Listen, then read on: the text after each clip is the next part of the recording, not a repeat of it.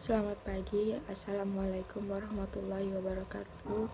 Saya atas nama Firda, NIM 2010417140, kelas A2, Manajemen Makul, Manajemen Operasi 2, dosen Adi Musalin, SEMM, hari atau tanggal Rabu 11 Mei 2022. Jawaban saya: 1. Definisi mengenai teknik transportasi. Metode NWC merupakan metode untuk menyusun tabel awal dengan cara mengalokasikan distribusi barang mulai dari sel yang terletak pada sudut paling kiri atas.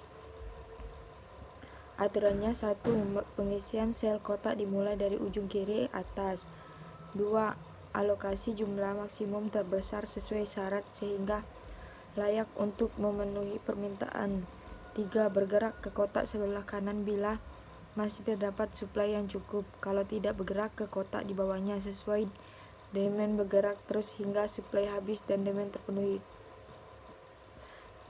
Metode biaya kecil less kontak merupakan metode untuk menyusun tabel awal dengan cara pengalokasian distribusi barang dari sumber ke tujuan mulai dari sel yang memiliki biaya distribusi terkecil. Aturannya: 1.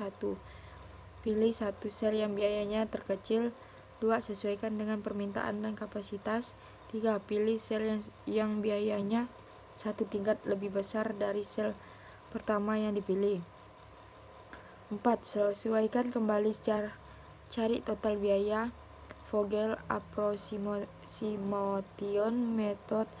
Metode ini lebih sederhana penggunaannya karena tidak memerlukan closed path, jalur tertutup.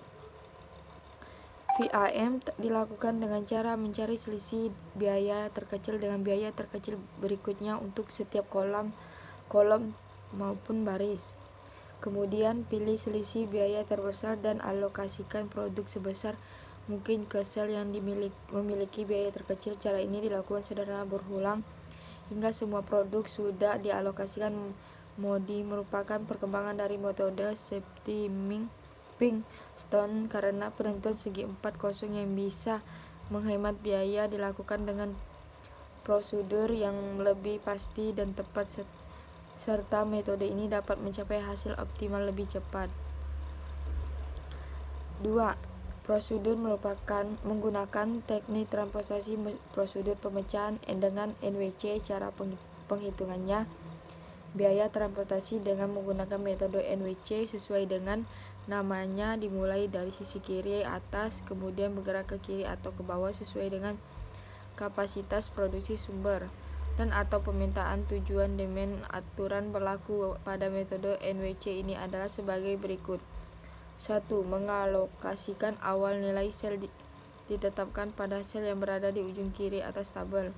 Nilai sel awal tergantung pada kendala suplai dan demand. Untuk selangkah-langkah dalam menentu solusi awal dari metode ini adalah sebagai berikut. Alokasikan nilai sebesar mungkin pada sel X11 dengan memperhatikan kendala suplai dan demand. Contoh dibagi X11 min S1 D12. Mengalokasikan nilai sebesar mungkin pada sel yang bersebelahan dengan sel X11. Contoh, bila S1 D1 maka X11 tambah X12 sama dengan S1 X12. S1 D1 maka X11 dan X21 dikurang D1 X21. Ulangi langkah 2 semua kendala terpenuhi. Prosedur pemecahan dengan LC. Metode less kontak merupakan alokasi sistematik pada kotak-kotak berdasarkan 2. Dari sisi kotak yang ada, kotak yang tidak dihilangkan. Pilih lagi CIJ terkecil dan alokasikan sebanyak mungkin pada bisnis kolom 3. Proses ini akan melanjut sampai semua penawaran dan permintaan terpenuhi. 4.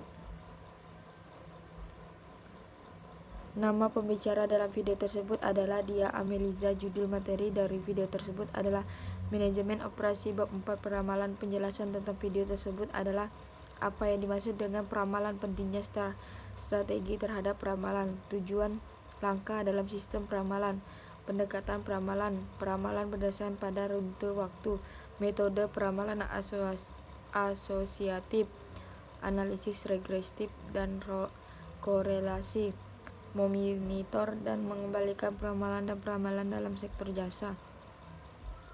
Rendes Herje 2008 mendefinisikan peramalan ada seni dan ilmu memprediksi peristiwa-peristiwa masa depan. Kegiatan peramalan merupakan bagian integral dari pengambilan keputusan manajemen. Peramalan mengurangi ketergantungan pada hal-hal yang belum pasti. Peramalan memiliki sifat saling ketergantungan antar divisi. Satu, bagian kesalahan dalam proyek. Tujuan langkah dalam sistem peramalan. 1. Menentukan penggunaan peramalan. 2. Memilih barang yang akan diramal. 3. Pendekatan peramalan adalah peramalan kuantitatif, peramalan yang menggunakan model matematika untuk meramalkan permintaan, dan peramalan kualitatif seperti intuisi, pengambilan keputusan, emosi, pengalaman pribadi, dan sistem peramalan. Peramalan berdasarkan pada runtun waktu menggunakan serangkaian poin data massa. Lalu untuk membuat peramalan ada 4 komponen runtun waktu. Metode peramalan sosialatif dengan analisis regresi linear, sebuah model matematis garis lurus untuk menggambarkan hubungan fungsional antara variabel dependen dan independen. Sedangkan koefisien terhadap korelasi, sebuah ukuran dari kuatnya hubungan antara dua variabel.